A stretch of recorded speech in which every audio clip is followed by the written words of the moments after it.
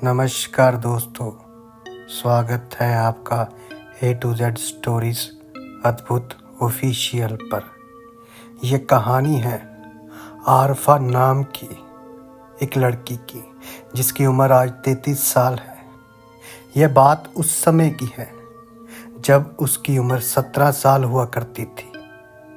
फरवरी का महीना चल रहा था, ठंड बहुत ज़्यादा थी।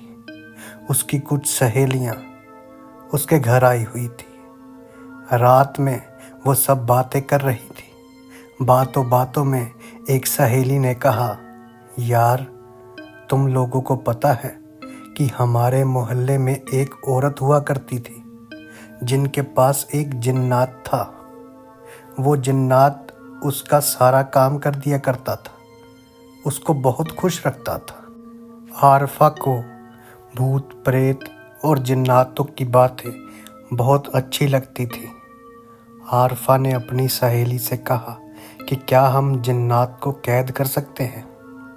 सहेली ने कहा, मेरे पास एक किताब है, मैं वे तुमको दे दूंगी, तुम उसको पढ़कर देखना, लेकिन वैसा कुछ करना नहीं वरना तुम्हारी जान जाने का भी खतरा रहेगा।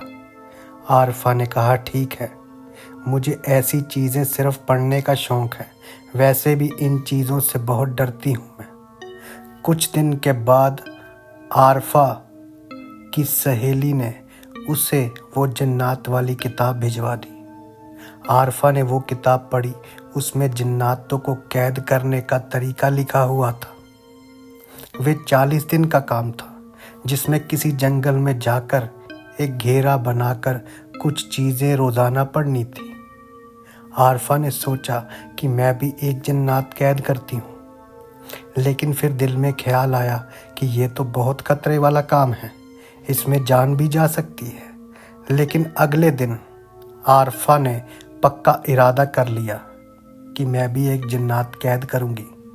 शाम का वक्त था, उसी किताब को पढ़ने वे बैठ गई।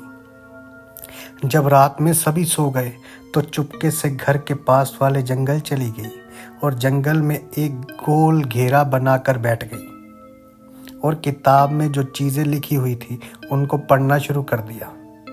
अभी आरफा को पढ़ते हुए 15 मिनट ही गुजरे थे कि अचानक उसे ऐसा महसूस हुआ कि कोई उसके पीछे से दौड़ता हुआ आ रहा है। आरफा ने उस किताब में पढ़ा था कि अमल के दौरान जिन्नात बहुत ज़्यादा डराते हैं।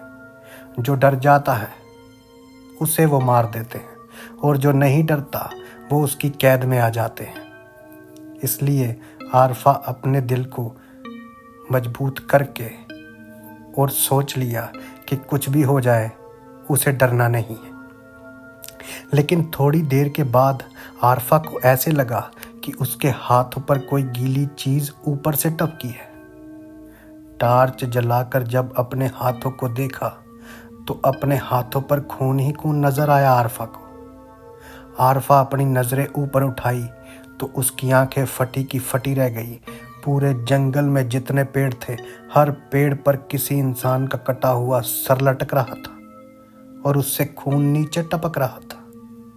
डर के मारे आरफा के जिस्म के रोंगटे खड़े हो गए, लेकिन आरफा अपनी आंखों को बंद करके बैठ गई और अपने दिल से कहा कि तुमको डरना नहीं है, तुम बहुत बहादुर हो, परेशान मत हो, ये सब खत्म हो जाएगा। किसी तरह उस दिन का वजीफा मुकम्मल किया और घर वापस आ गई। अगले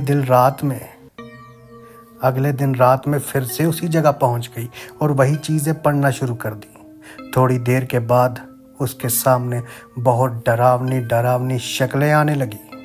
वो सब जिन्नात थे। आरफा आज तक कभी जिन्नात नहीं देख सकी थी, लेकिन उस वक्त आरफा को बहुत डरावनी शक्लों से जिन्नात डरा रहे थे। आरफा अपनी पढ़ाई जारी रख रही थी। थोड़ी देर के बाद वो सारी डरावनी शक्लें खुद ब खुद गायब हो गई और आरफा ने अपना उस दिन का भी वजीफा पूरा कर लिया और घर वापस आ गई। इसी तरह पूरे 30 दिन गुजर गए। जिन्नात रोज़ाना नए नए तरीक़ों से डराते थे आरफा को, लेकिन आरफा ने हिम्मत नहीं हारी और रोज़ाना अपना वजीफ़ा पूरा करती रही। एक दिन जंगल में बैठी अपना वजीफ़ा पूरा कर रही थी तो अचानक उसे महसूस हुआ कि जैसे सामने से कोई ट्रेन आ रही हो। आरफा हटने की कोशिश कर रही थी, लेकिन उसे फ़ौरन याद आ गया कि नहीं, अगर वे यहाँ से हट गई तो जिन्नात उसे जान से मार देंगे। आरफा ने आंखें बंद कर ली और अपना वजीफ़ा जारी रखा। उस दिन जब वे अपना वजीफ़ा पूरा करके घर जा रही थी तो रास्ते में उसे पीछे जंगल से अजीब अजीब डरावनी आवाज़ें सुनने को मिल रही थी। किसी तरह घर पहुंची वे और अपने बिस्तर पर लेट गई। रात के वही कुछ 2:30 बज रहे होंगे जब आरफा की आँख खुली तो उसने अपने कमरे की हालत देखकर चिल्ला दिया। वे चीख उठी क्योंकि उसे पूरे कमरे में सांप ही सांप भरे हुए नजर आ रहे थे और आरफा को ऐसा लग रहा था कि वे सांपों के ढेर में सबसे नीचे पड़ी है। हर सांप उसे काटने की कोशिश कर रहा था। आरफा बहुत ज़्यादा डर गई थी और उसने जल्दी जल्दी पढ़ना शुरू कर दिया। थोड़ी देर के बाद अपने आप वो सारी चीज़ें ख़त्म हो गई। आज 40वां दिन था। ये उसके चिल्ले का आखिरी दिन था। वे उस दिन सुबह बहुत खुश थी क्योंकि वे खुद को अपनी मेहनत में कामयाब देख रही थी। उसे खुशी थी कि आज रात उसे एक जिन्नात मिल जाएगा जिससे वे ढेर सारी बातें करेंगी। उसने किताब में पढ़ रखा था कि आखिरी दिन बहुत ज़्यादा डराया जाता है, इसलिए उसने पहले ही से अपना दिल मजबूत कर लिया था कि आज कुछ भी हो जाए मैं डरूंगी नहीं।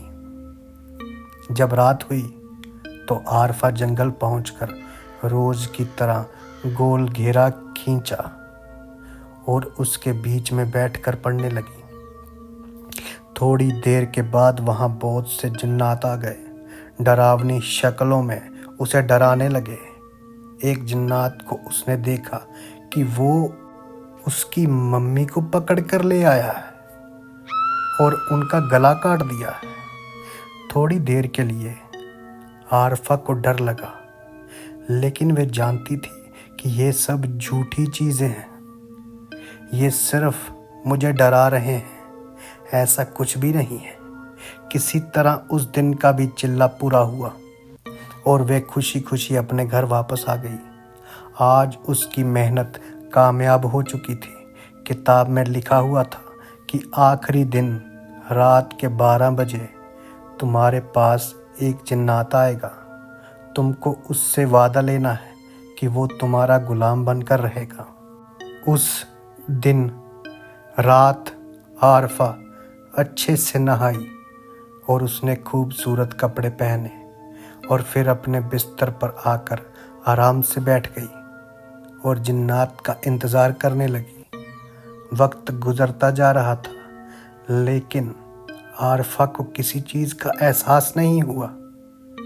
रात के वही कुछ 3:15 बज रहे थे कि अचानक उसे कमरे में बहुत तेज़ खुशबू महसूस हुई। उसे थोड़ा सा डर भी लगा, लेकिन उसने खुद को संभाल लिया। अचानक उसे अपने पीछे से किसी के चलने की आवाज़ महसूस हुई।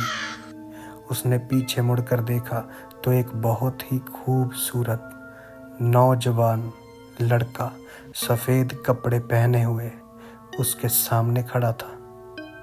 उसे देखकर वे सहम सी गई। उसने आरफा से कहा कि मैं आपका गुलाम हूँ, आपने मुझे क्यों कैद किया है? तो आरफा ने कहा, नहीं, मैंने तुमको कैद नहीं किया है, बल्कि मैं तो सिर्फ तुमसे दोस्ती करना चाहती हूँ। उसने आरफा के सामने, जिन्नात ने आरफा के सामने सर झुका दिया और कहा कि आपका जो भी हुक्म होगा। मैं वे पूरा करूँगा और कभी आपकी बात नहीं टालूँगा, लेकिन मेरी भी एक शर्त है। आरफा ने पूछा, बताओ क्या शर्त है? जिन्नात ने बोला, मैं किसी की जान नहीं लूँगा और कभी कोई ऐसा काम नहीं करूँगा जिसकी वजह से किसी पर जुल्म हो। आरफा ने कहा, ये तो बहुत अच्छी बात है। मैं नहीं चाहती कि तुम ऐसा कोई काम करो। मुझे तो सिर्फ तुमसे दोस्ती करनी है। और फिर वह आरफा के पास आकर बैठ गया और उसने बताया, मेरा नाम राहिद है। आरफा ने उससे पूछा, तुम लोगों की दुनिया कैसी होती है? उसने बताया कि हमारी दुनिया चांद के ऊपर होती है। हम लोगों का तुम लोगों से कोई ताल्लुक नहीं रहता है। उसने बताया कि जैसे आप लोगों की दुनिया है वैसे ही हमारी भी दुनिया है। जो आप लोग खाते हैं वही हम लोग भी खाते हैं। हमारे और आप लोगों में बस इतना सा फ़र्क है कि हमारे पास कुछ ऐसी ताकतें हैं जो आप लोगों के पास नहीं है। वो ये कि हम लोगों के सामने से गायब हो सकते हैं और हम जिन्नात किसी भी शक्ल में आ सकते हैं। और जब हम लोगों की मौत होती है तो हम लोगों को कब्रों में नहीं दफनाया जाता, बल्कि हमारा जिस्म खुद ब खुद जलना शुरू हो जाता है। थोड़ी देर के बाद पूरा जिस्म जलकर ख़त्म हो जाता है।